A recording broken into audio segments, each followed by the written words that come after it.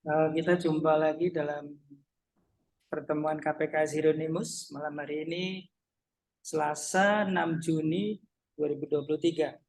Kita akan melanjutkan topik akulah kebangkitan dan kehidupan kekal.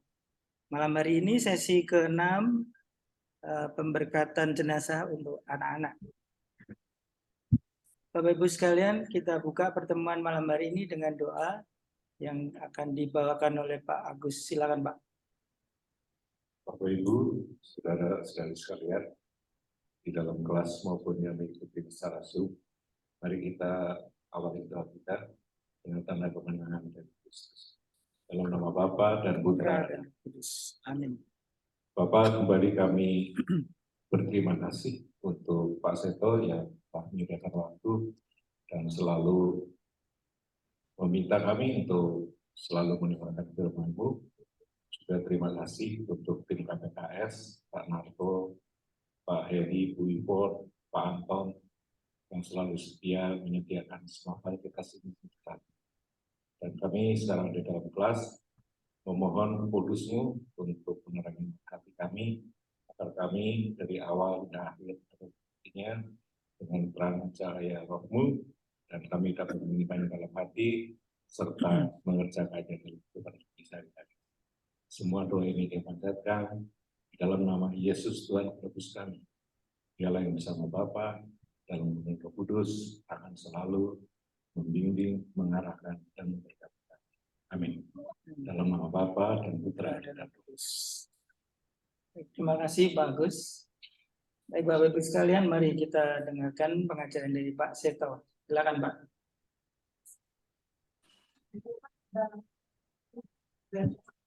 Baik, ya terima kasih. Selamat malam Bapak dan saudara-saudara. Kita akan lihat ini bacaan untuk pemberkatan. Malam Pak. Kenapa? Suara saya masuk? Masuk Pak. Kita akan lihat bacaan untuk pemberkatan jenazah anak ya. Kalau yang untuk yang ini untuk yang meninggal Pak, mendadak kita diskusikan belum? Yang meninggal mendadak sudah ya? Minggu lalu. Nah, kemudian begini dulu, ketika bicara tentang anak yang meninggal, pernah ngelayat dan yang meninggal itu masih anak-anak belum? Jadi anak-anak meninggal lalu kita ngelayat, pernah atau belum? Belum ya? Pernah. Yang pernah tolong ingat-ingat, kan itu bukan pertama kali ngelayat kan. Saya mau minta tolong membandingkan rasanya melayat jenazah anak dengan melayat jenazah orang dewasa atau lanjut usia. Sama atau beda? Beda. Beda. Bedanya apa? Kasihan lucu. Merasa. Jangankan yang masih anak-anak, yang sudah bapak-bapak saja, tapi usianya dibilang masih muda, itu udah disayang-sayangkan gitu kan. Masih muda kok sudah Berangkat. Jadi kalau yang meninggal itu anak-anak, suasananya akan berbeda. Dan kemudian kalau yang meninggal itu anak-anak, meninggalnya kalau begitu normal apa enggak ya? Anak-anak Enggak. meninggal. Ini belum waktunya meninggal. Jadi ada kemungkinannya kalau enggak sakit, kecelakaan, terus apa lagi? Ya mungkin enggak banyak pengalaman untuk melayat anak-anak ini ya. Tapi bagaimanapun pernah ada dan nyatanya disediakan bacaan kan pernah ada dan sudah berulang kali ada orang-orang anak-anak yang meninggal. Nah, kesedihannya kan berbeda. Yang meninggal usia 90 dengan yang meninggal usia 10 tahun. Itu pasti keluarga yang ditinggalkan saja rasanya ini beda. Kalau yang usia sudah 90, 95 tahun meninggal, keluarganya gimana? Biasa aja. Gembira, Pak. Bahagia. Gembira. Tugas saya ngerawat oma, opa sudah selesai.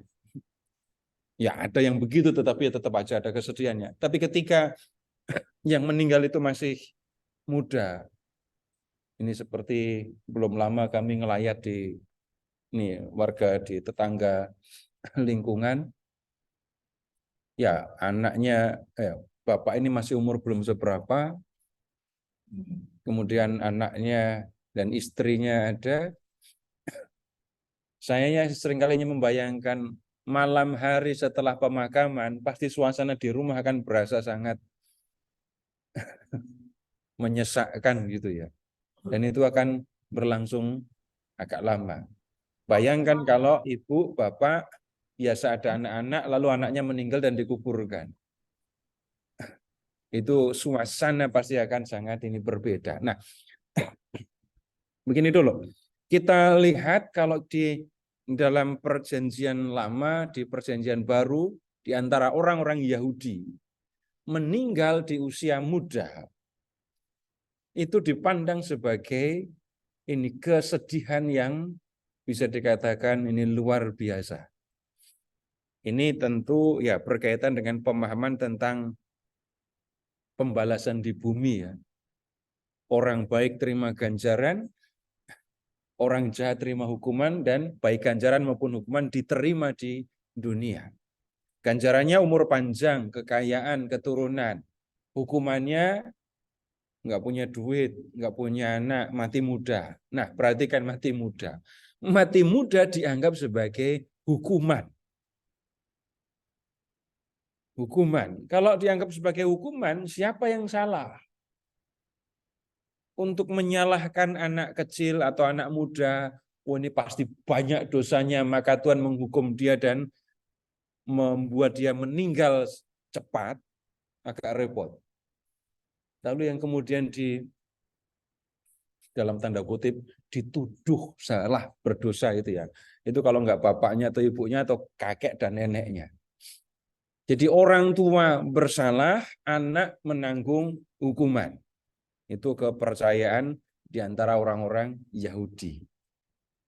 Sehingga kalau ada anak yang meninggal, maka tuduhannya bisa dua. Anak ini, pemuda ini berdosa, maka dihukum Tuhan. Atau kalau enggak, bapaknya atau kakeknya berdosa, lalu anak ini yang harus tanggung hukuman. Yang seperti itu, ya hanya kita perlu perhatikan saja. Jangan sampai itu kemudian digunakan untuk menilai anak-anak yang masih kecil meninggal sekarang. Maksudnya jangan sampai ini anak ini mati cepat gara-gara bapaknya kurang ajar itu. Nah, jangan sampai sikap seperti itu muncul di perjanjian lama, di perjanjian baru, sikap seperti itu, pemahaman seperti itu ada. Tapi jangan digunakan ini lagi. Nah, kalau mengingat misalnya ya, anak muda di Naim yang meninggal, ini mamanya udah janda. Nah, mama itu harus mengalami kesedihan yang berlipat sebenarnya. Suaminya sudah nggak ada, dia menjadi janda, dia menjadi miskin, itu sudah dianggap sebagai hukuman. Tambah lagi anaknya meninggal ketika masih muda. Ini dianggap hukuman juga. Tapi balik lagi, walaupun itu ada di dalam Alkitab, itu mengungkapkan keyakinan di zaman dulu, dan keyakinan kita di masa sekarang tidak lagi seperti itu. Jangan pernah menuduh orang ini mati muda karena banyak dosanya, atau harus menanggung dosa orang tuanya gitu ya. Nah, kemudian begini, berkaitan dengan pemberkatan jenazah untuk yang meninggal anak-anak, ini di buku Tata Laksana Melepas Jenazah ada doa pembuka yang khusus untuk anak ya. Kita lihat dulu doanya, bunyinya begini. Allah Bapa yang berbelas kasih, Engkaulah yang memberikan anak ini kepada kami, dan Engkau pula yang menghendaki anak ini untuk segera kembali kepadamu. Di dalam keagungan misteri kasih-Mu dan misteri kehendak-Mu, pandanglah kami dan secara khusus keluarga ini. Kami mohon penghiburan bagi keluarga ini, dan berkenanlah menerima anak kami, sebut nama, ke dalam kebahagiaan abadi di surga. Dengan pembaptisan, anak ini telah Kau angkat menjadi ahli waris surgawi. Semoga keluarga ini Kau beri kekuatan, dan kelak Kau persatukan dengan anak kami ini di surga. Dengan perantaraan Yesus Kristus, Tuhan kami. Amin.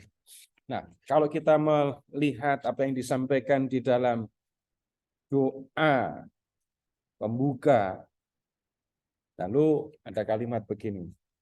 Engkau yang memberikan anak ini kepada kami, dan Engkau pula yang menghendaki anak ini untuk segera kembali kepada. Ini kalau diomongkan suasana begini, diomongkan gampang saja ya. Coba kalau sedang mimpin ibadat arwah, mimpin ibadah pemberkatan jenazah, lalu ngelihat anak itu langsung. Tuhan yang memberi anak ini, tapi kemudian Tuhan juga menghendaki anak ini, dipakai kata segera kembali kepada. Nah, kemudian dalam doa ini juga ini disampaikan begini. Dengan pembaptisan anak ini telah Kau angkat menjadi ahli waris surga. Ahli waris surgawi. Lalu kami mohon berkenanlah menerima anak ini. Jadi ada permohonan supaya Tuhan menerima anak ini di dalam kehidupan ini surgawi. Lalu ada doa untuk keluarga yang ditinggalkan supaya ya dihibur gitu ya. Karena sekali lagi ini kedukaannya pasti akan berbeda dibandingkan kalau yang meninggal itu sudah usia lanjut. Nah, kemudian bisa jadi muncul pertanyaan kan ya.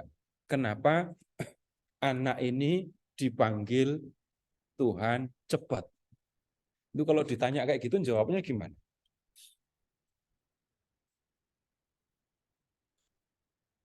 Nah, jawabannya gampang kalau sedang bercanda ya, tanya sama yang manggil dong. Ada banyak yang kita tidak pahami, tetapi ada juga kalau kita membuka atau melihat kitab kebijaksanaan Salomo,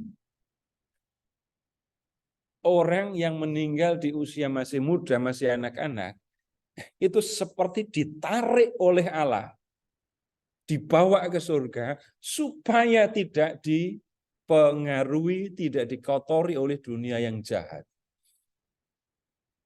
Jadi kita menggunakan bahasa yang lebih rohani gitu ya. Anak ini dikehendaki oleh Tuhan untuk cepat berbahagia bersama dengan Dia di surga. Jawaban ini tentu tidak akan melegakan seorang ibu atau bapak yang ditinggal oleh anaknya ya. Enggak akan langsung bisa menerima yang seperti itu. Karena kesedihan karena kehilangan anak itu pasti akan berbeda dengan kesedihan karena kehilangan kakek. Tetapi kalau kita mencoba melihat lebih sungguh-sungguh, maka kita akan bisa melihat Tuhan menghendaki anak ini cepat kembali, cepat bersatu dengan Tuhan, dan dalam arti tertentu ini keberuntungan. Ya, kita ngomongnya dengan sisi-sisi yang berbeda ya. Kenapa keberuntungan? Kita mengikuti Yesus karena memikirkan hidup kekal kan ya. Lalu dari kita lahir sampai kita meninggal, itu kemungkinannya bisa bermacam-macam. Besok mau berdosa apa? Bapak Ibu udah tahu belum? Besok mau berdosa apa besok? Pernah terpaksa, dalam tanda kutip, terpaksa berbuat dosa yang sangat serius yang belum tentu kita pernah bayangkan, itu bisa saja terjadi. Tapi ketika bicara tentang anak yang dipanggil Tuhan untuk cepat menghadap Dia terhindar dari kemungkinan untuk berdosa. Tapi yang menjadi jauh lebih penting adalah tujuan menjadi orang percaya, tujuan dibaptis sudah tercapai ketika dia masih anak-anak. Yang lain kan masih harus berjuang, sampai kapan? Enggak tahu. Nah, ini sekali lagi saya bicara dari sisi ini rohani ya, bukan sisi seorang bapak atau ibu yang kehilangan anaknya. Beda. Enggak, ngomong seperti ini enggak akan langsung bisa melegakan. Perlu proses panjang bisa jadi ya, untuk menerima kenyataan seperti itu, untuk menerima kebenaran yang ada di dalam iman Katolik ini. Nah, kemudian bacaannya mana tadi? Diambil dari Markus bab 10 ayat 13 sampai dengan 16.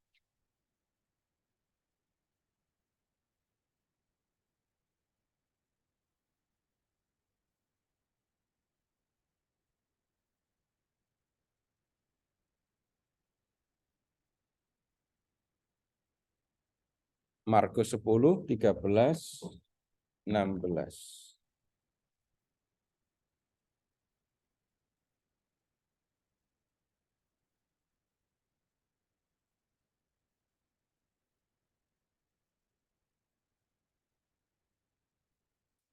Lalu orang membawa anak-anak kecil kepada Yesus supaya ia menyentuh mereka.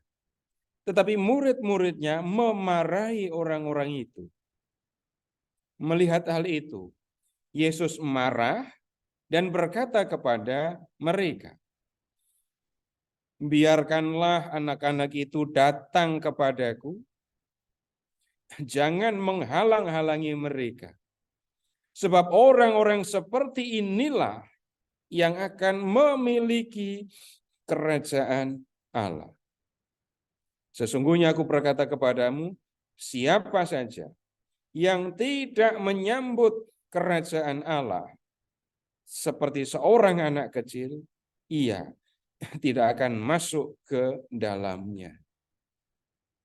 Lalu ia memeluk anak-anak itu dan sambil meletakkan tangannya di atas mereka, ia memberkati mereka. Nah, ini bacaannya dari Injil Markus bab 10 ya. Nah, sekarang kita melihatnya begini. Lihat dulu apa yang disampaikan di dalam ini bacaan ya. Yesus itu pada waktu itu kan sudah menjadi rabi yang bisa dikatakan terkenal untuk wilayah Galilea dan sekitarnya, dan dia sudah terkenal. Bukan hanya pandai mengajar, tetapi juga membuat banyak mukjizat. Membuat banyak mukjizat. Nah, banyak orang memperhatikan hal itu. Nah, kemudian pada suatu kali lihat orang banyak orang, ini orang dewasa ini ya, membawa anak-anak kecil kepada Yesus. Kalau waktu itu sudah ada foto Tuhan Yesus, belum ada ya. Jadi orang mendengar tentang rabi yang bernama Yesus, yang hebat ketika mengajar, yang punya macam-macam kuasa untuk buat mukjizat. Yesus ada di satu tempat. Orang-orang membawa anak kecil supaya anak-anak itu datang kepada Yesus. Supaya Yesus menyentuh mereka. Supaya Yesus menyentuh mereka. Ini untuk apa? Silahkan mengingat saja waktu ini kalau di misa itu anak-anak dibawa maju ke gereja untuk diberkati, ketemu romo, ketemu bapak uskup juga diberkati gitu ya. Kalau ketemu pencopet minta berkat apa enggak? Nah, sederhana saja. Kenapa minta berkat kepada romo? Kenapa minta berkat kepada uskup? Dan kenapa anak-anak itu dimajukan untuk mendapatkan berkat? Ini Bapak Ibu yang bisa jawab. Jawabannya apa?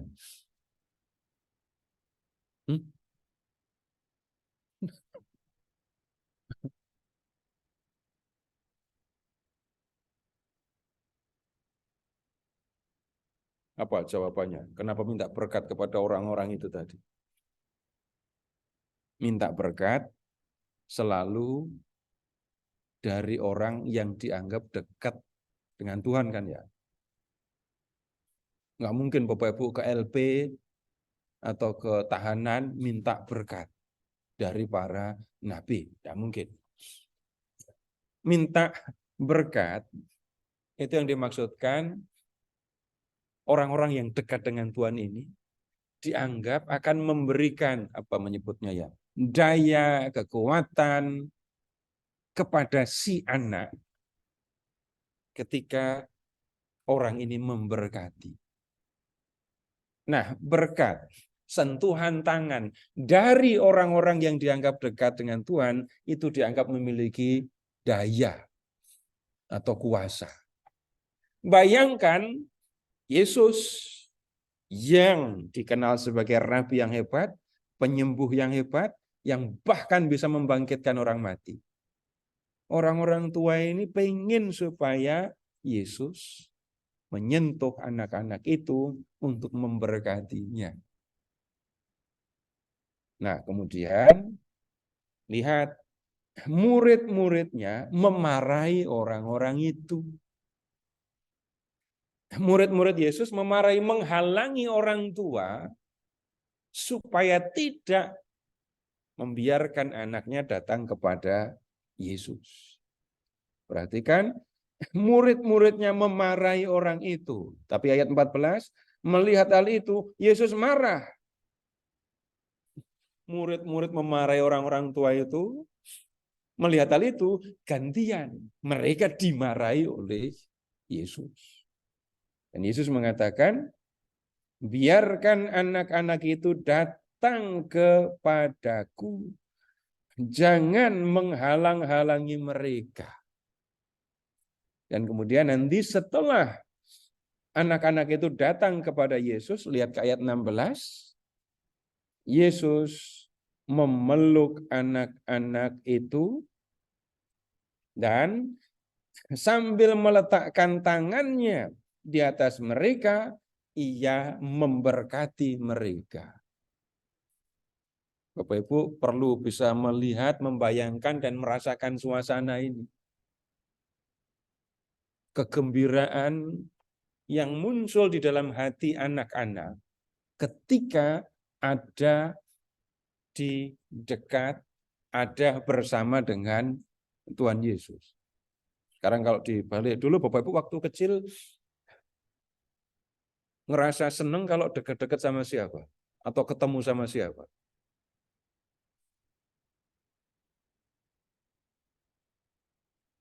Ada nggak orang yang ditunggu-tunggu waktu saya masih kecil dulu gitu.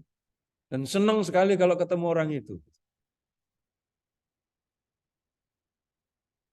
Orang tua, ya ada juga yang nggak seneng loh kalau ketemu orang tuanya. Begitu ngeliat bapaknya pasti ingatnya sabuk yang disabetkan di, ada yang begitu. Tapi misalnya begini ya, saya ambil contoh, Bapak Ibu silahkan cari contoh masing-masing ya. Ketika ini SD itu guru SD saya kelas 1 itu namanya Ibu namanya itu Budiah, panggilannya Bu Budiah. Itu guru saya yang pertama. Saya belum nggak pernah TK kan, jadi saya langsung kelas 1. Bisa menjadi kegembiraan buat saya untuk sekolah karena ketemu ibu itu. Naik kelas 2, ketemu dengan ini yang sering saya sebut Bu Siti, karena kayaknya tiap hari dia cerita tentang Alkitab. Nilai saya nggak gitu bagus, tapi seneng dengerin kalau ibu itu cerita. Di kelas 3, ini nama guru yang lain lagi, guru yang berikutnya Pak Jayadi namanya. Ini guru yang paling akrab dengan murid-muridnya. Di kelas bisa ngobrol dengan murid-muridnya. Seperti teman itu. Tapi giliran ke kelas 4, nggak gitu nyaman itu. Ke kelas 5, nyaman, senang. Kelas 6, ada guru yang sering bawa buluh itu. Jadi situasi seringkali menegangkan. Itu kan ada suasana yang berbeda ketika dekat dengan Pak Guru ini, dengan Bu Guru ini, senang karena ada suasana yang menggembirakan gitu. Tapi giliran ketemu dengan yang lain, yang saya nggak senang, nggak usah saya sebut namanya ya, nggak enak. Tapi yang ini, kalau ada di dalam kelas itu, saya suasana di kelas itu nggak nyaman, menegangkan. Tapi kemudian malah di situ, saya dapat ranking lagi. Pas situasi yang berat kayak gitu. Nah, yang saya maksudkan gini, ketemu dengan orang-orang yang membuat anak-anak itu merasa tenang, nyaman, dan seringkali kita susah mendeskripsikan. Apa yang membuat anak-anak itu senang, kalau ditanya langsung mungkin nggak akan langsung bisa jawab. Tapi kegembiraan, kesenangan, ketenangan ketika ada bersama dengan orang-orang tertentu ini, itu bisa mendatangkan ini kenyamanan, kegembiraan yang mungkin anak-anak nggak akan bisa menceritakannya lengkap. Nah, silahkan mengingat pengalaman seperti itu sendiri. Atau kalau di rumah, siapa yang datang ke rumah dan membuat Bapak Ibu waktu kecil senang? Ada atau enggak? Masa enggak ada? Sebagai anak susah terus, enggak ada orang yang membuat senang. Enggak mungkin, pasti ada. Ada kan? Mungkin nggak perlu cerita semuanya, tapi bisa kan ya menemukan orang-orang yang ini membuat sini senang. Kalau di rumah misalnya ya, ini tuh kecil kalau nenek saya datang, itu kesenangan tersendiri. Kalau pas Lebaran pergi ke rumah nenek, itu juga kesenangan sendiri. Karena apa? Bukan karena dapat uang koin 100 yang gede itu ya. Tapi keberadaan bersama nenek itu yang membuat ini nyaman, senang. Nanti lain kali ikut ke pasar, cuman belanja, pulang bawa beberapa kue, gitu aja udah kesenangan tersendiri. Nah, sekarang silahkan membayangkan suasana yang seperti itu. Anak-anak dekat dengan Yesus dan bisa akrab dengan Yesus. Dan ini menjadi tanda yang bisa dikatakan ada suasana yang menggembirakan itu. Gembira yang agak susah untuk dideskripsikan. Nah, kemudian di sisi lain kita akan melihat begini. Bapak Ibu, tolong mengingat ya, Bapak Ibu pernah bercanda sama anak orang atau enggak? Bukan anak sendiri, anak orang lain maksudnya.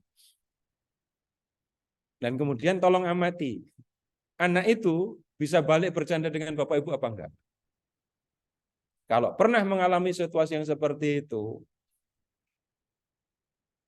amati, rasakan lagi. Enggak semua anak bisa dekat dengan semua orang. Anak-anak tahu ini bapak mana atau om mana yang bisa dekat sama mereka. Enggak semua bisa. Ini kalau di tempat saya tinggal, itu saya ngamati ya.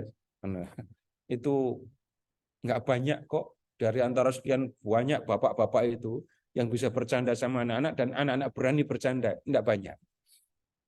Nah, kalau kita melihat anak-anak ini datang kepada Yesus dan mau dekat dengan Yesus, berarti juga anak-anak ini bisa merasakan bagaimana Yesus adalah pribadi yang menyenangkan untuk mereka. Dan kemudian perhatikan suasana yang menggembirakan seperti itu. Lalu diberkati oleh Yesus. Itu juga merupakan kegembiraan tersendiri ini buat anak-anak. Nah, kemudian baru kita lihat apa yang dikatakan oleh Tuhan Yesus. Ayat 14.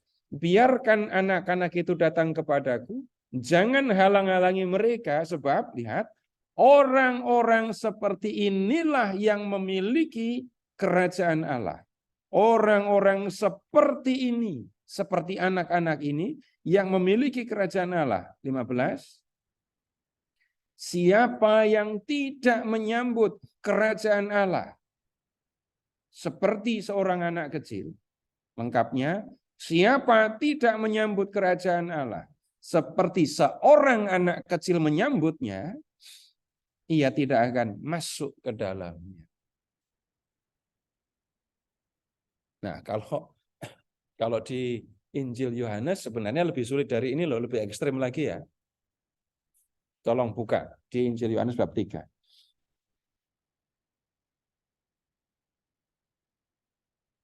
Yohanes bab 3.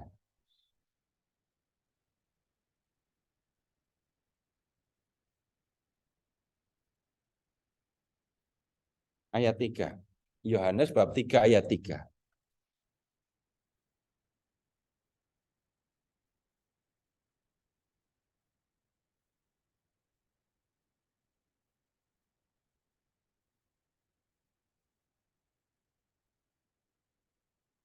Bab 3 ayat 3.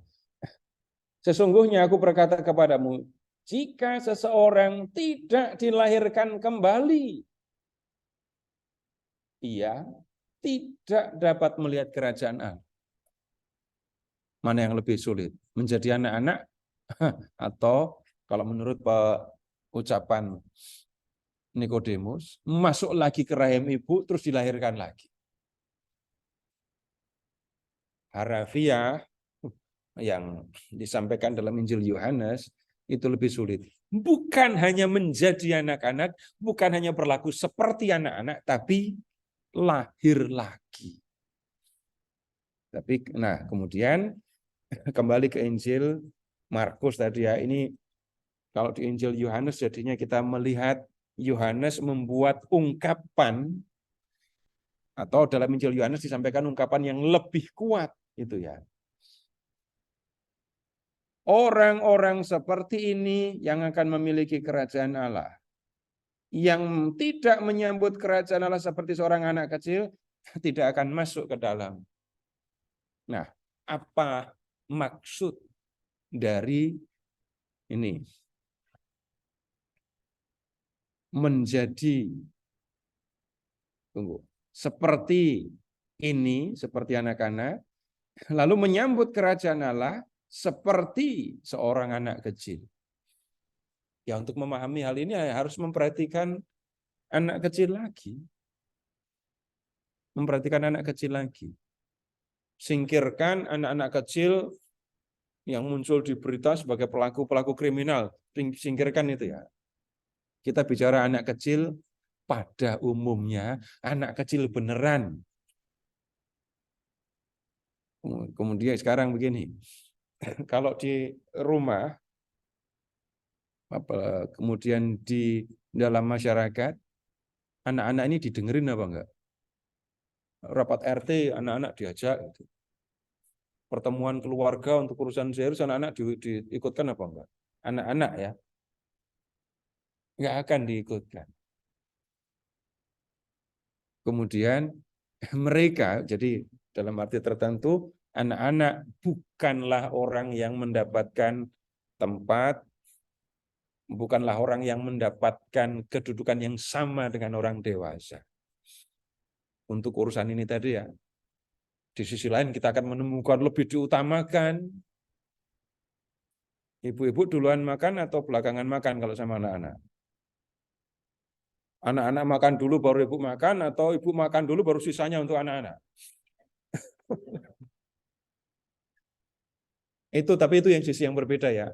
Kita bicara tentang dalam kehidupan keluarga, dalam kehidupan bermasyarakat, anak-anak ini posisinya, kedudukannya rendah. Stop di situ saja. Tidak didengarkan, tidak diperhatikan, tidak diberi hak suara. Tetapi kemudian begini, yang kayak gitu bukan hanya anak-anak. Dalam masyarakat ada kelompok orang lain yang juga dia pandang rendah kedudukannya, tidak mendapatkan perhatian. Nah, orang-orang yang lemah, kurang mendapat perhatian, itulah yang diperhatikan oleh Yesus. Silahkan amati. Ketika Yesus mengajar, ketika Yesus datang ke dunia ini, lihat, yang dicari, yang diperhatikan adalah orang-orang yang dianggap lemah, rendah. Ingat saja para pemungut cukai dan orang-orang berdosa. Nah, orang-orang yang seperti ini, lihat, kalau ketemu dengan Tuhan yang datang, sambutannya pasti akan gembira. Gini aja dah. Bapak Ibu biasa ngobrol sama Romo gitu ya. Biasa ngobrol sama Romo. Kalau Bapak Ibu ketemu Romo gimana? Biasa ngobrol sama Romo, terus suatu kali ketemu sama Romo. Rasanya gimana? Biasa aja, sering ketemu kok. Tapi tolong mengingat kalau pernah mengalami ya. Dulu ketika saya dalam tanda kutip ada di pinggiran gereja. Atau kalau Bapak Ibu pernah ketemu orang-orang yang di pinggiran gereja, lalu ada Romo yang mendatangi, perhatikan gembiranya seperti apa. Ya saya juga pernah, saya ngalami yang seperti itu karena ya sama saja walaupun saya misdinar dan seterusnya, tapi hal yang istimewa kalau sampai ada Romo datang ke rumah kami. Tapi untuk yang biasa main dengan Romo, makan bareng dengan Romo, Romo datang, biasa aja. Apalagi yang sudah biasa datang, biasa kenal sama Romo, tahu kekurangan Romo lagi. Enggak ada apa ya, enggak ada istimewanya. Malah bisa merasa risih, nanti saya dikira terlibat di dalam kelemahan Romo. Tapi lihat situasi yang sebaliknya. Orang-orang yang ada di, saya sebut pinggiran gereja, yang kadang-kadang mau ke gereja pun malu. Itu bayangkan kalau ketemu Romo dan tahu itu Romo, kemudian datang. Senangnya seperti apa. Nah, kegembiraan ketika seorang yang bisa dikatakan lemah, tersingkir, dianggap di pinggiran gitu ya, didatangi oleh Tuhan. Nah, kegembiraan seperti itu yang ada dalam diri anak-anak ketika ketemu dengan Tuhan Yesus. Orang-orang Farisi kalau ketemu dengan Tuhan Yesus, enggak berasa begitu. Bawaannya nantang berantem aja terus gitu. Nah, kemudian Sekarang kita menggunakan pemahaman yang seperti itu saja ya. Kalau kita melihat Yesus memeluk mereka, lalu meletakkan tangan di atas kepala mereka, perhatikan kegembiraan yang dirasakan oleh anak-anak itu.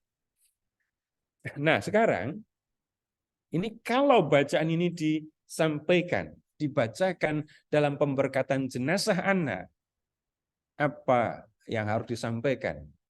Apa yang perlu disampaikan dalam homili?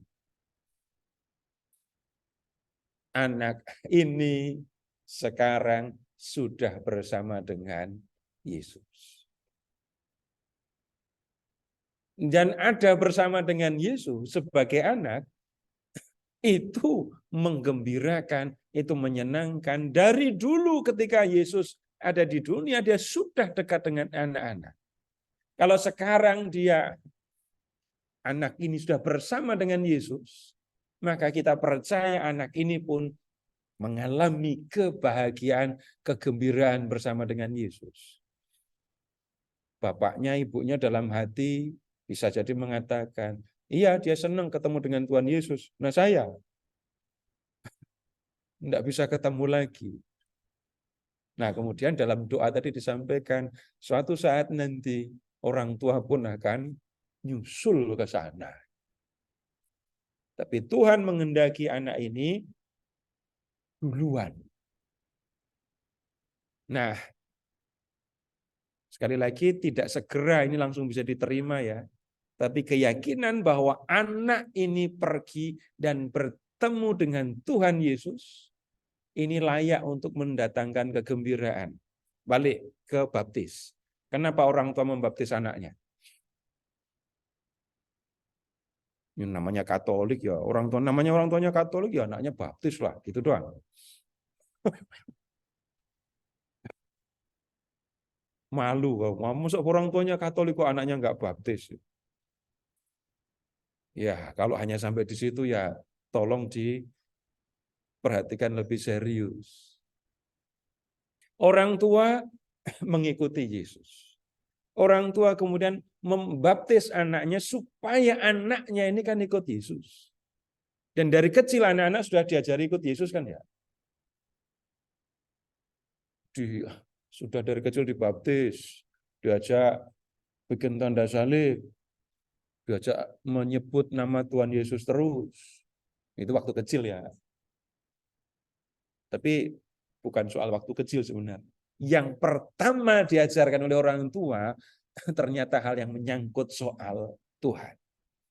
Dan kalau orang tua membaptis anak itu kan supaya anak ini ikut Tuhan Yesus, supaya nanti pada akhirnya tinggal bersama dengan Yesus. Singkatnya, orang tua membaptis anak supaya anaknya ini nanti bisa tinggal bersama dengan Yesus. Nah, Tuhan menghendaki anak ini cepat segera bersama dengan Yesus. Sehingga dari sisi pembaptisan, yang menjadi tujuan orang tua membaptis anak sudah terpenuhi sekarang. Terlalu cepat, iya. Tapi itu bukan kehendak orang tua. Baik, Bapak Ibu, ini untuk jenazah anak.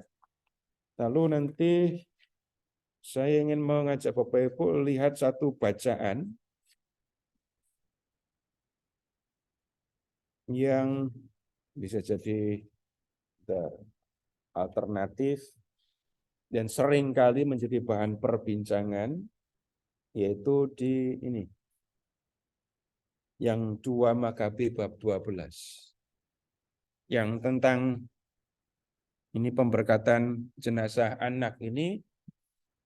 Saya tidak banyak bicara tentang tafsir kitab suci ya, tapi saya lebih menggunakan pemahaman, perasaan, dan pengalaman menjadi anak, bergaul dengan anak, untuk mengerti yang ada di dalam teks, supaya bisa memberikan penjelasan tentang apa yang dialami oleh anak yang meninggal ketika masih kecil.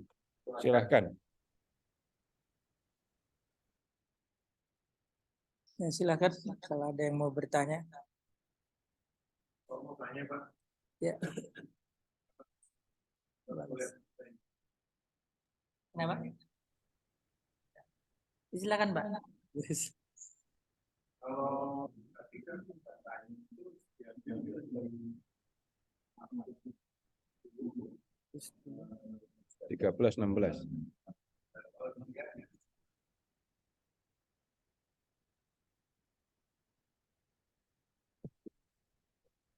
bacaan yang diambil kan diambil dari Markus 13 sampai 16. Tapi kalau dilihat di apa namanya di title-nya kan ada parangannya di Matius. Selamat malam Pak Narto. Apakah itu Halo, Bu. harus Markusnya atau boleh parangannya juga dibaca? Kali boleh tanya Pak Narto. Kelihatannya stressingnya Sebentar ya, Bu. Dari Leon dulu. Sebentar. kepada apa orang tua kita lalu murid-muridnya melerai dan marah orang murid. Terima kasih. Pak Narto boleh tanya Pak.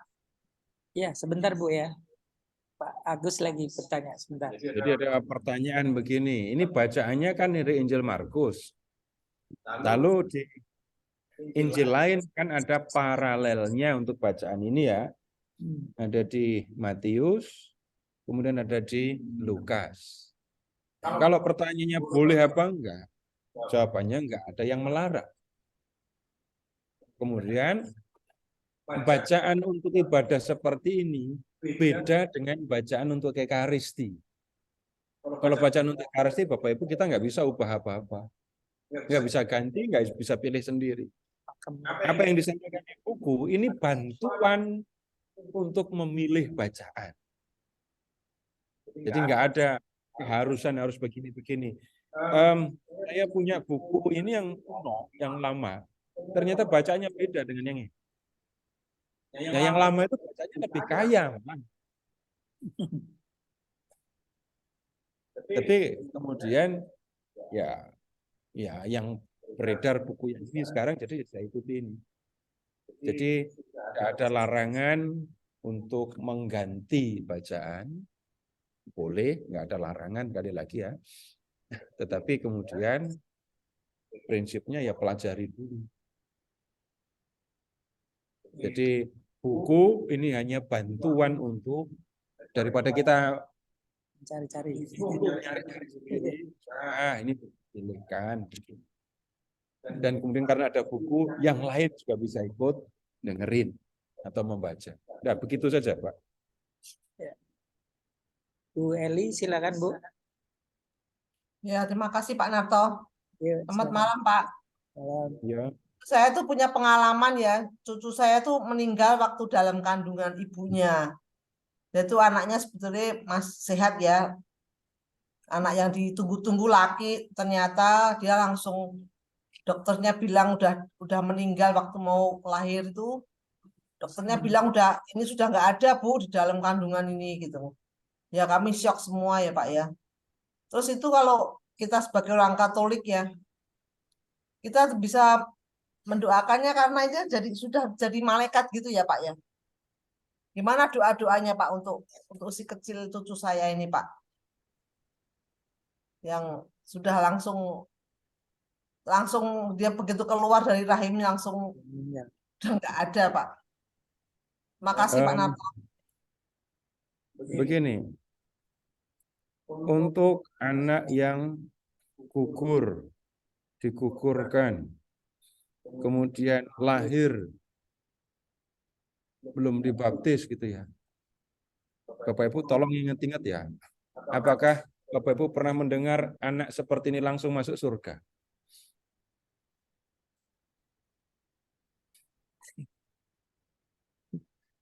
Tapi jangan sumbernya itu kata sesama warga gitu ya. Kalau kita mencari yang ada di dalam ajaran gereja, kita tidak menemukan anak yang gugur, anak yang digugurkan itu nanti akan langsung masuk ke surga, atau anak yang begitu lahir langsung meninggal itu langsung masuk surga. Kita tidak menemukan yang seperti itu malah. Aneh ya. Bukan dia nggak berdosa. Lalu yang lain akan menjawab, dia juga belum berbuat baik, dia juga belum mengasihi. Dia lahir tapi nggak pakai tapi raganya mati, itu yang repot. Nah, kemudian ini juga, ini saya tidak bicara langsung ke cucunya Bu Eli ya, saya bicara lebih luas ya. Kalau orang mengatakan begitu ini sebagai janin dia mati atau gugur itu langsung masuk ke surga, Bapak Ibu amati bagaimana dengan yang digugurkan? Berarti dia diantar cepat-cepat ke surga dong. Tidak bisa kan mengatakan yang seperti itu. Kita tidak bisa kemudian mengatakan ini kami tidak menghendaki anak ini kami aborsi, itu sama dengan anak ini kami kembalikan kepada Tuhan. Tidak bisa mengatakan begitu. Jadi di dalam gereja, ya ini saya belum mencari atau menunjukkan dokumennya, tetapi itu ada kok. Saya bisa menunjukkannya di dalam katekismus, tapi nanti mungkin nggak sekarang, karena harus mencari dulu.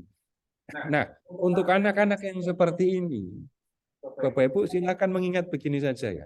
Anak ini lahir, tapi raganya mati. Tapi jiwa anak ini belum bisa langsung kepada Tuhan. Maka anak ini tetap perlu didoakan. Prinsipnya akan sama dengan orang yang meninggal seperti yang lain.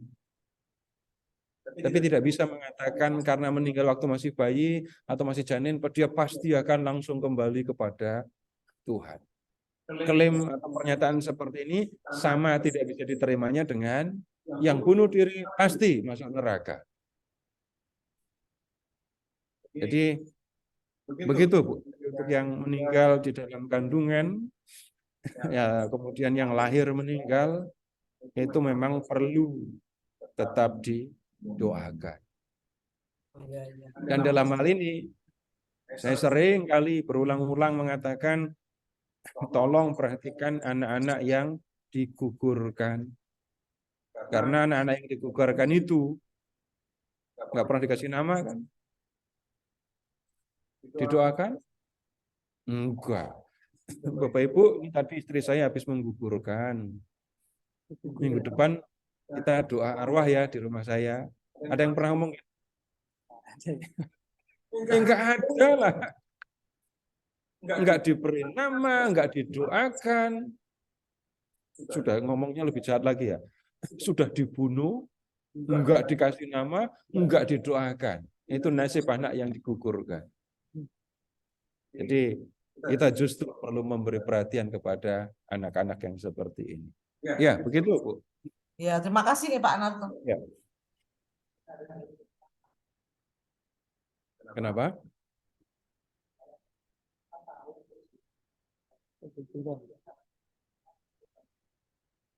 Orang tuanya harus tanggung jawab.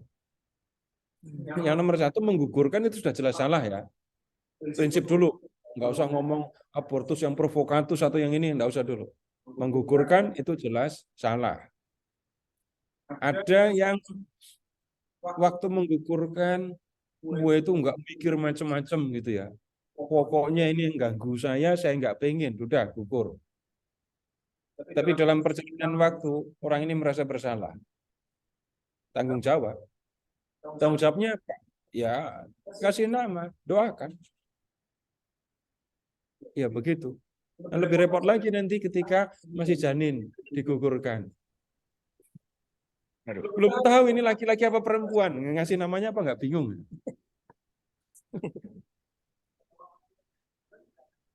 Kalau keguguran itu jelas masih, kalau orang keguguran kan masih memberi nama kan ya.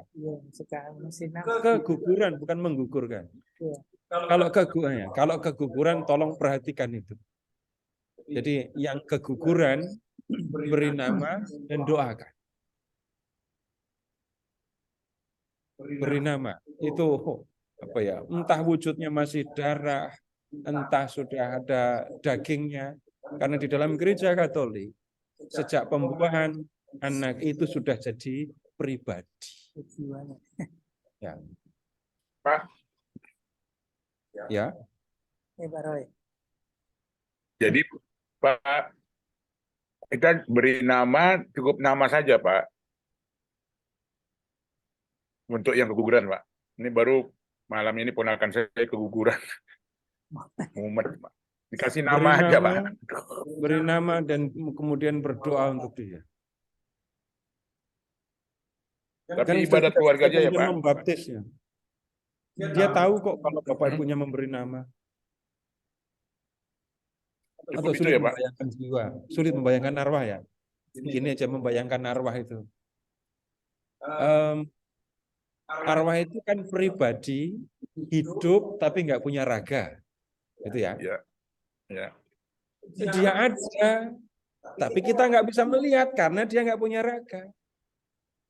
Tapi dia melihat kita. Itu pemahaman sederhana tentang arwah atau jiwa dari orang yang meninggal. Bukan tidak kemudian dari sini langsung. Kadang-kadang ada yang perlu ya, yang perlu didoakan. Kita juga tidak mengatakan penyucian itu satu tempat di pinggir atau di pulau terluar di sana lalu ada satu tempat penyucian, enggak. Yang disebut purgatori atau penyucian tidak bicara tentang tempat. Tidak bicara mengenai tempat. Tapi silakan untuk membayangkan ini situasi yang seperti ini tadi ya. Dia ada, dia lahir, tapi raganya sudah mati. Sehingga yang bisa dikerjakan yaitu beri nama dan kemudian doakan. Ya, baik Pak. Yang pernah mengalami siapapun tolong kasih tahu. Karena bagaimanapun anak itu adalah pribadi yang hidup. Ya, gitu. Ya, kasih Pak. Ya. Ada lagi? Ya. Ya.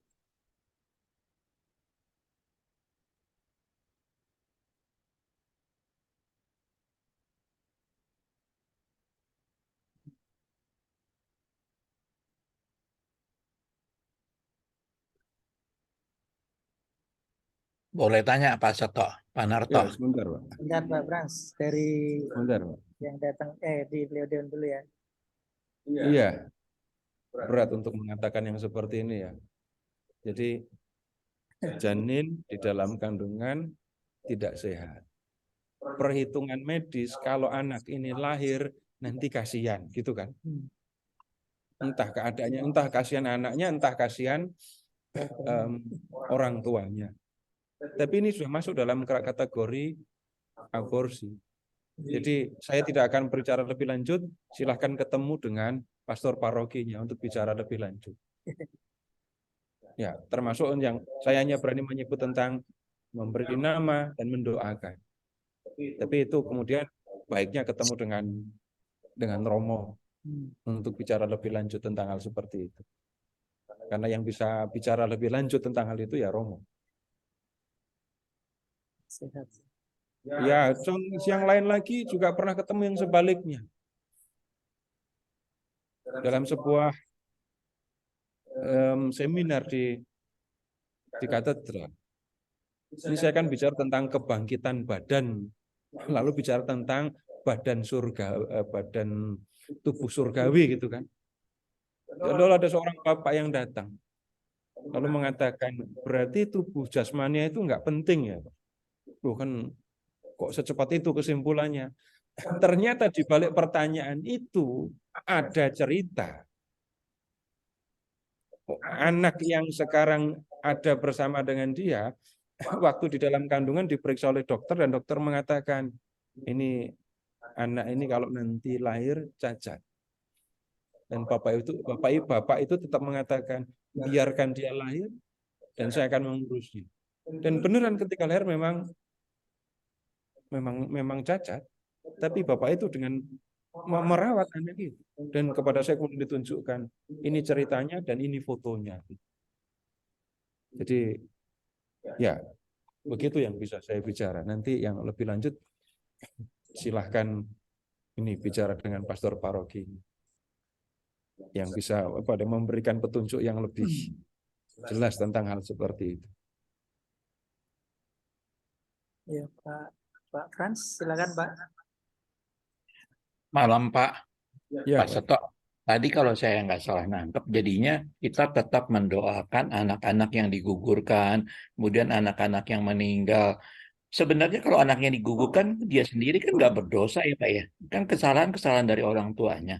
Sedangkan kalau bayi yang meninggal, dia sendiri secara pribadi belum bisa membuat keputusan untuk berdosa. Kita mendoakannya karena apa ya Pak ya? ya. Iya, untuk yang sudah dewasa dan meninggal kita mohon pengampunan. Ya, itu yang dewasa. Tapi untuk anak-anak yang seperti ini, dia belum berdosa. Tapi kan juga belum mengasihi siapa-siapa. Nah, kemudian silahkan mengingat ketika mendoakan arwah, ternyata bukan hanya doa yang bisa dilakukan, tapi juga amal atau perbuatan. Saya berdoa untuk arwah, saya juga melakukan amal baik untuk menolong arwah, menolong jiwa yang di penyucian.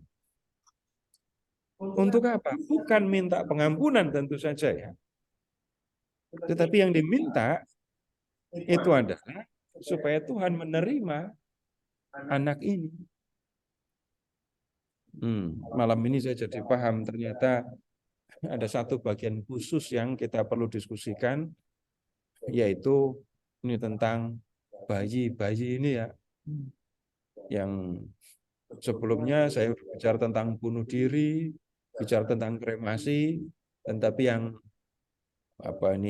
bayi yang gugur kemudian eutanasia belum diomongkan. Ya rupanya perlu diomongkan juga. Karena baru ini selama saya mengajar saya baru ini ngomong tentang yang seperti ini. Tapi rupanya perlu mendapatkan perhatian. Ya. Setuju Pak. Ya, selama ini pengertian saya kalau orang berdosa itu karena tahu dan mau. Kalau anak-anak yang digugurkan, anak-anak yang belum bisa berpikir sendiri, dia tidak tahu dan tidak berbuat sesuatu yang dengan kemauannya sendiri gitu loh Pak. Ya, anak yang ada di dalam rahim belum berbuat apa-apa, Pak. Berbuat dosa juga enggak, berbuat baik juga belum. Juga enggak. Jadi kita mendoakannya untuk apa Pak? Karena dia tidak bisa. Supaya Tuhan menerima dia. Bukan, saya mengatakan kalau yang sudah dewasa kita minta pengampunan untuk orang. Ya. Kalau untuk yang masih anak-anak begini didoakan supaya apa? Bukan supaya mendapatkan pengampunan. Supaya Tuhan menerima dia. Karena seperti yang saya katakan, Bapak Ibu boleh cek di dalam ajaran gereja ada. Tapi yang resmi ya, cari sumber ya. Di mana ada yang mengatakan anak yang gugur itu akan langsung ke surga. Nah, akan tidak ketemu. Lalu kalau kita mendoakan untuk apa? Ya supaya Tuhan menerima dia. Dia belum dibaptis. Oh berarti bukan anak Allah. Repot lagi kan? Kalau belum dibaptis, belum diangkat menjadi anak Allah, bahkan dia belum percaya kepada Allah. Nggak sampai ke surga dong. Nggak ikut terima warisan surga. Nah, itu doa-doa kita diarahkannya ke sana. Minta pengampunan itu bukan satu-satunya isi doa untuk arwah. Nah, kalau khusus untuk bayi-bayi ini, doanya sudah pasti bukan minta pengampunan. Tapi minta supaya Tuhan berkenan menerima dia. Itu Pak. Kenapa bisa nggak diterima ya Pak? Loh kan saya sudah gitu tadi Pak. Bapak mungkin hanya berpikir yang masuk surga itu yang nggak berdosa. Tapi selama pandemi itu banyak yang di rumah terus dan nggak berdosa, tapi juga nggak jadi suci, tapi juga tidak mengasihi. orang masuk ke surga, ingat di diskusi yang awal ya, orang akan dihakimi menurut kasihnya. Bukan sekedar tidak berdosa. Bukan sekedar tidak berdosa. Ini Bapak Ibu yang sudah nggak punya tanggung jawab apa-apa, tidur aja sampai minggu pagi baru misa. Berdosa apa enggak? Enggak. Tapi juga tidak berbuat baik. Jadi untuk bayi sama, tidak berdosa, tapi juga belum berbuat apa-apa. Maka yang di dunia dalam tanda kutip membantu dia dengan berbuat baik, dengan amal, dengan mengasihi sesama. Kita sudah lihat di katekismus kan, membantu orang yang sudah meninggal itu dilakukan satu dengan berdoa, yang kedua dengan amal kasih. Jadi bukan hanya berdoa saja, tapi juga amal kasih dikerjakan untuk membantu jiwa-jiwa yang belum sampai kepada Tuhan. Gitu, Pak. Mungkin ada kaitannya dengan ini ya Pak ya. Kalau dengan dosa seolah-olah jadi kita kalau tidak berdosa kita masuk surga karena usaha kita, karena kita berbuat sesuatu. Padahal sebenarnya soal masuk surga adalah soal kasih Allah. Mungkin gitu ya Pak ya. Jadi bukannya seolah-olah karena kita sudah tidak berbuat dosa kita punya hak untuk masuk surga. Orang yang tidak berbuat apa-apa pun bisa juga kalau tidak bisa masuk surga kalau tidak karena kasih Allah. Mungkin gitu ya Pak ya. Begini prinsipnya kita lihat supaya Allah mengasihi manusia dan yang akan menerima hidup kekal adalah yang percaya kepadanya kan. Dari sisi Allah, dari pihak Allah, Allah mengasihi. Dari pihak manusia ada tanggapan dan tanggapannya itu adalah percaya. Lalu akan kembali bagaimana bayi yang ada di dalam kandungan, apakah dia percaya kepada Tuhan sehingga akan langsung memperoleh hidup kekal? Enggak bisa begitu. Yang di dunia yang percaya kepada Allah sekali lagi bisa menolong dia dengan cara seperti itu tadi. Ya, begitu dulu Pak ya. Oke, makasih Pak. Saya memang jadi harus memperhatikan soal ini ya, tentang bayi yang meninggal ini, entah karena sebab apa. Nanti saya siapkan dulu. Ya. Ya. Aduh.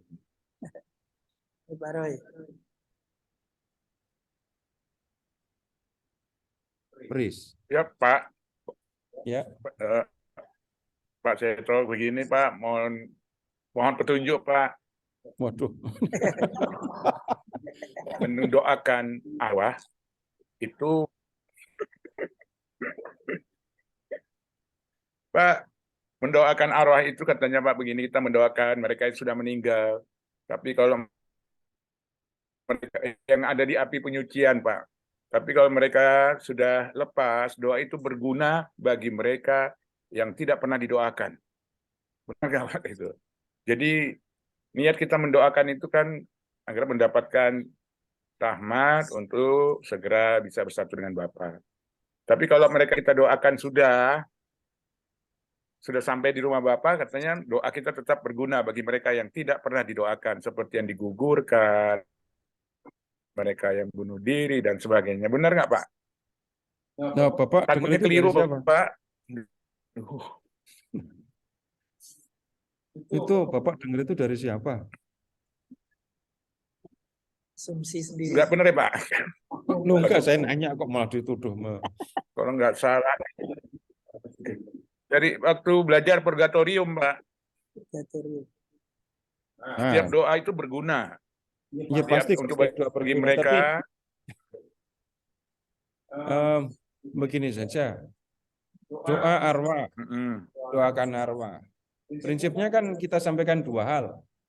Kalau dia masih di penyucian, biarlah Tuhan segera atau tolong Tuhan segera membawanya ke surga gitu.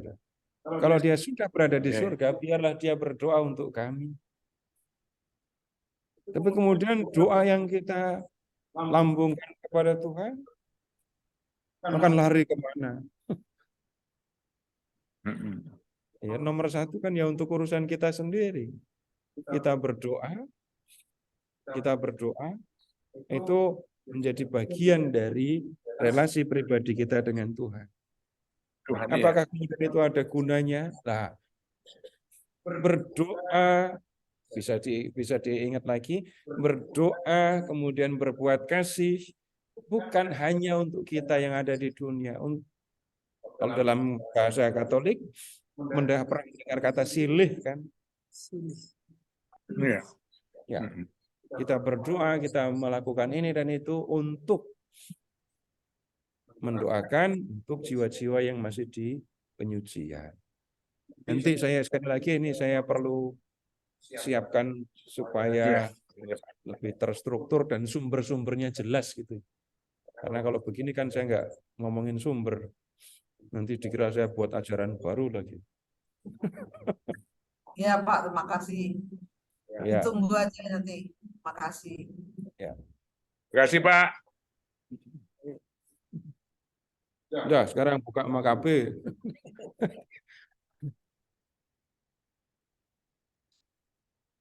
Dua Makabe bab 12 43 sampai 45, tapi kita harus baca dari ayat 38 ya.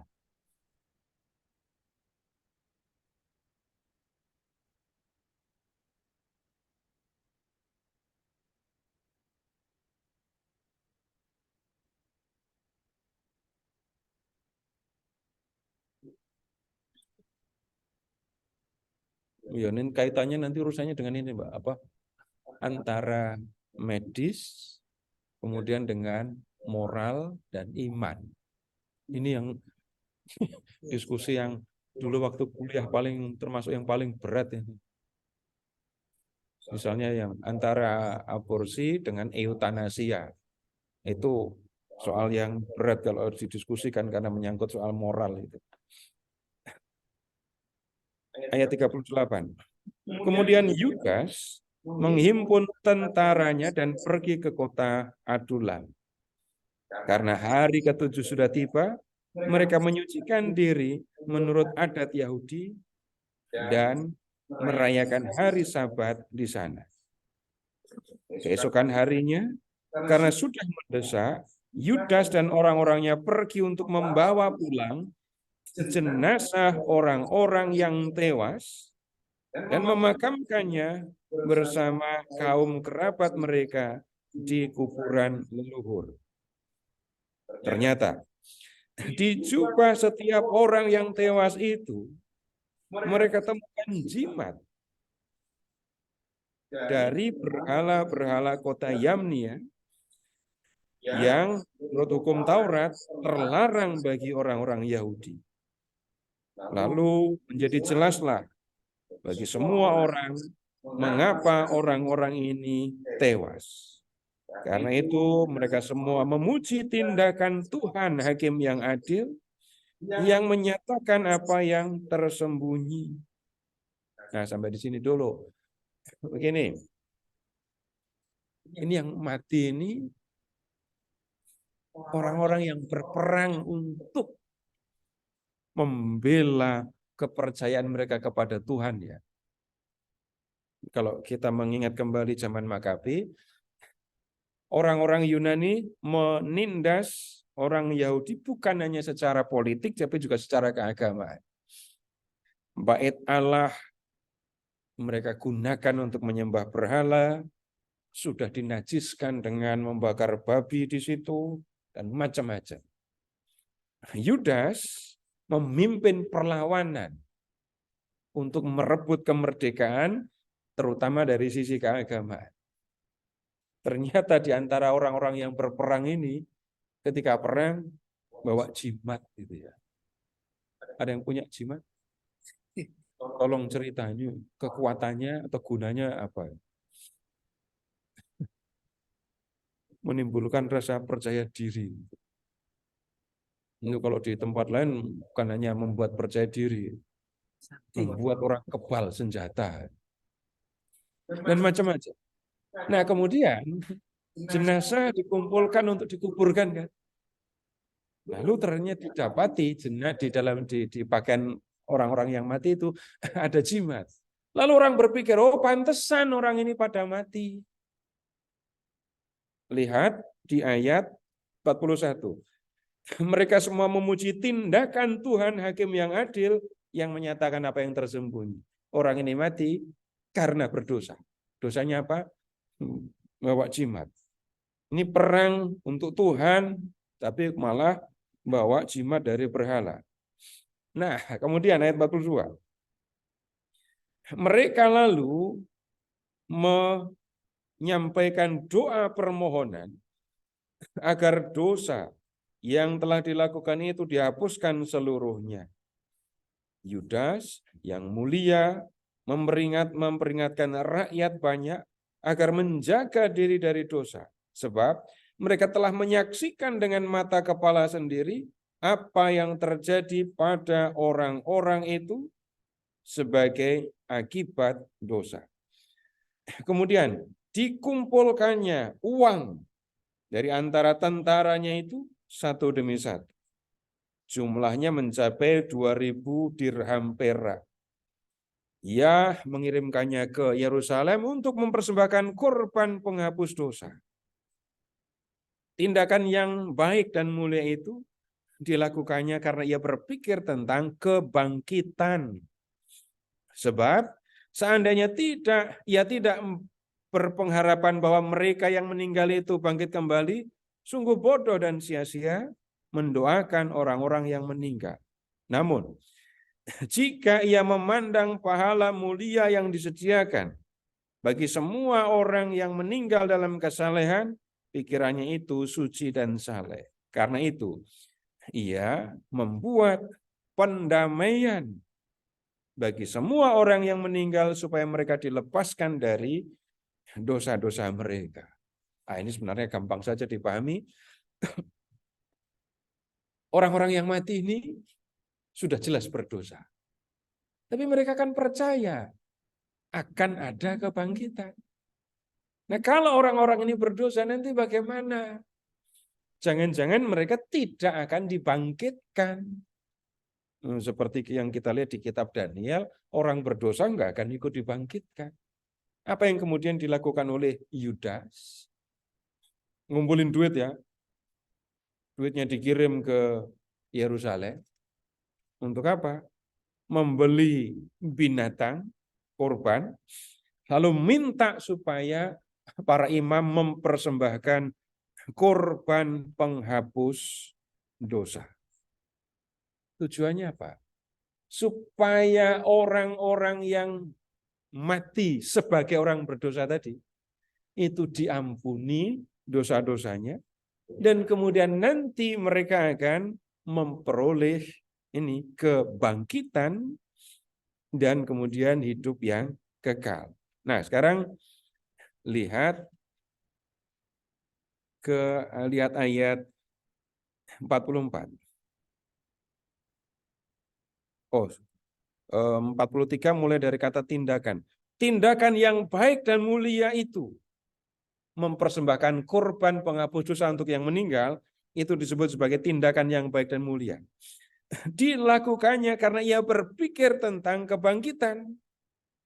Dia memikirkan anak buahnya. Anak buahnya sudah mati dalam keadaan berdosa. Sehingga kalau dibiarkan saja, nggak didoakan, nanti jangan-jangan dia nggak bangkit. Nah, karena itu Yudas memikirkan bagaimana caranya, apa yang harus dilakukan supaya anak buahnya yang mati tadi nantinya bisa memperoleh kebangkitan. Nah, ini yang kemudian dilakukan. Mempersembahkan korban penghapus dosa. Sebab seandainya ia tidak berpengharapan bahwa mereka yang meninggal itu bangkit kembali, sungguh bodoh dan sia-sialah mendoakan orang yang meninggal. Ya, kalau nggak ada kebangkitan dan tidak berharap orang yang meninggal itu akan dibangkitkan, ya nggak ada gunanya mendoakan orang yang sudah meninggal. Namun, Jika ia memandang pahala mulia yang disediakan bagi semua orang yang meninggal dalam kesalehan, pikiran itu suci dan saleh. Perhatikan, karena itu ia membuat pendamaian bagi orang yang meninggal supaya mereka dilepaskan dari dosa-dosa mereka. Nah, Bapak Ibu, kalau kita amati perikop ini bisa dikatakan sama dengan praktek ibadat arwah yang dilakukan di dalam gereja Katolik. Percaya bahwa orang yang mati, saudara kita ini akan dibangkitkan. Tapi kalau saudara kita ini masih dalam tanda kutip dikotori oleh dosa, maka kita berdoa minta kepada Tuhan supaya Tuhan membersihkannya. Caranya memang bukan dengan membakar ini korbannya. Caranya balik lagi akan ketemu dua, dengan berdoa dan kemudian dengan ini tindakan. Nah, kemudian orang lain, kelompok lain kan tidak percaya dengan apa menyebutnya penyucian dan tidak ada gunanya mendoakan arwah.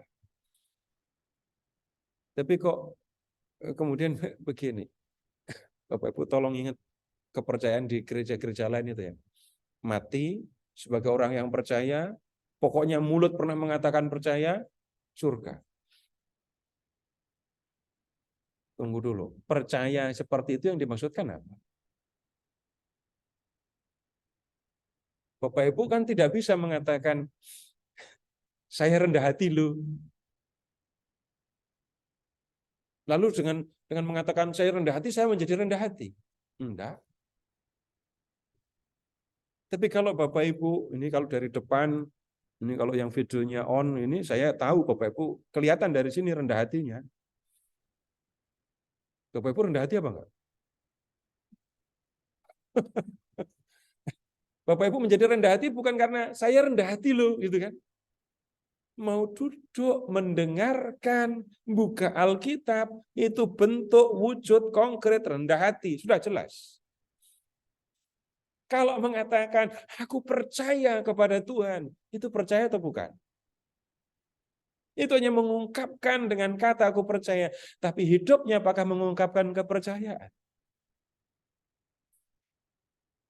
Kalau orang mengatakan, mulutnya mengatakan aku percaya kepada Tuhan, tapi selama hidup tekun berdosa, apakah dia percaya kepada Tuhan? Sudah pasti bukan. Nah, kepercayaan kepada Tuhan ini menjadi penting karena yang percaya kepada Tuhan akan memperoleh hidup yang kekal. Kepercayaan diungkapkan dengan tindakan, dan tindakannya salah satunya adalah melawan kecenderungan kepada dosa. Tapi kemudian dalam perjalanan waktu, kan orang masih bisa kemungkinan untuk jatuh ke dalam dosa, walaupun tiap malam Paskah janji untuk tidak berdosa ya. Dan kemudian begini, urusannya bukan soal hitung-hitungan jumlah dosa. Ibarat ini noda gitu ya. Bayangkan saja, dosa itu mengotori jiwa. Hanya Tuhan yang bisa membersihkan jiwa. Kita mohon ampun kepada Tuhan supaya Tuhan membersihkan jiwa kita. Paling enak kalau selama hidup di dunia jiwa sudah bersih. Udah, nggak usah repot-repot ke penyucian. Tapi ada yang ketika mati jiwa belum bersih. Ingat, kasih Tuhan tidak bisa dibatasi dengan kematian. Tuhan membersihkan jiwa orang-orang yang belum bersih itu, dan kemudian kita mengatakan itulah penyucian. Sehingga ketika kita ini berdoa untuk arwah, nah ini sama dengan yang disampaikan di dalam kitab Makabi ini ya. Kita berdoa supaya Tuhan mengampuni dosanya, supaya Tuhan membersihkan jiwanya dari dosa, supaya pada akhirnya dia memperoleh kebangkitan dan kehidupan kekal. Kalau mau berbicara tentang praktek ibadat arwah, doa arwah yang paling jelas pemahamannya, Bapak Ibu gunakan teks ini tadi. 2 Makabe bab 12. Orang lain tidak percaya ini ya enggak apa-apa, tapi dengan cara seperti ini tadi, Bapak Ibu bisa lihat. Enggak usah mikirin kepercayaan orang lain dah. Apa yang kita percaya, ini jelas bisa kita terima. Kepercayaan bukan hanya soal kata, tapi soal perbuatan. Dan selama orang tinggal di dunia, kemungkinan untuk berdosa itu masih tetap ada. Karena itulah perlu doa mohon pengampunan, bukan hanya untuk yang masih di dunia, tapi juga untuk yang sudah meninggalkan dunia ini. Dah, sampai di sini dulu untuk malam hari ini, dan saya punya PR banyak ini. Ya.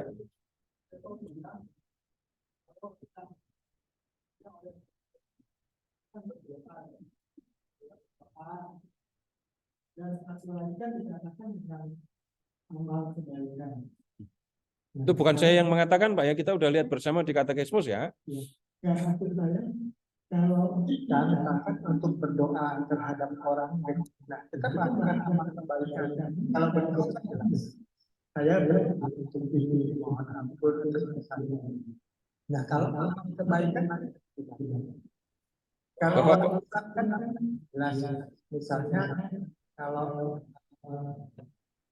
Idul Kurban, mereka buat ini untuk ikut kurban, ini yang sudah itu kan salah satu. Nah, kalau Banyak, Pak. Banyak sekali amal kebaikan yang bisa dikerjakan. artinya kita bisa melakukan itu, tapi nggak khusus gitu. Ya, mau khusus, mau enggak, itu bisa dikerjakan. Tapi bukan soal menyembelih domba. Tapi Bapak misalnya lihat siapa yang bisa dibantu, bantu. Bantuan macam-macam, lakukan. Perkara kemudian, Tuhan saya lakukan ini untuk saudara saya, atau untuk siapapun yang memerlukan, silahkan saja. Ya.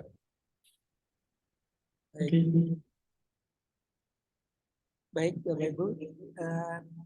Terima kasih banyak Pak Seto.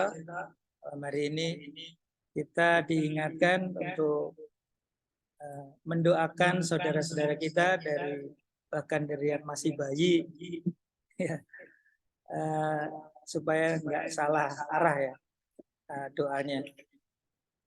Baik, kita tutup pertemuan malam hari ini dengan doa. Silakan Pak Agus. Bapak Ibu saudara-saudari, mari kita menutup pertemuan kita dalam nama Bapa dan Putra dan Roh Kudus. Bapak, akhirnya waktu juga yang akan kita. Kami bersyukur dan berterima kasih kesempatan yang telah dalam hari ini mengulang firman-Mu melalui pengajaran Pak Seto, dan kami akan membawa ini dari ke rumah kami masing-masing. Berkatilah jalan kami, mudah-mudahan kami selamat dan sampai tujuan untuk mengunjungi orang-orang yang kami cintai, dan juga pada saudara kami semuanya yang menggunakan Zoom dalam istirahat mereka. Marilah semuanya kita berdoa agar Tuhan selalu menyertai kita semuanya. Semua doa ini kami panjatkan dalam nama Yesus Tuhan kami, dan semuanya ini kami berdoa dan kami akan selalu rajin di acara ini untuk semua sesi yang diselenggarakan. Dalam namanya yang satu sama Bapa dalam Roh Kudus akan selalu memberkati kami semuanya. Amin. Amin. Nama Bapa dan Putra. Terima kasih Pak Agus. Sampai minggu depan.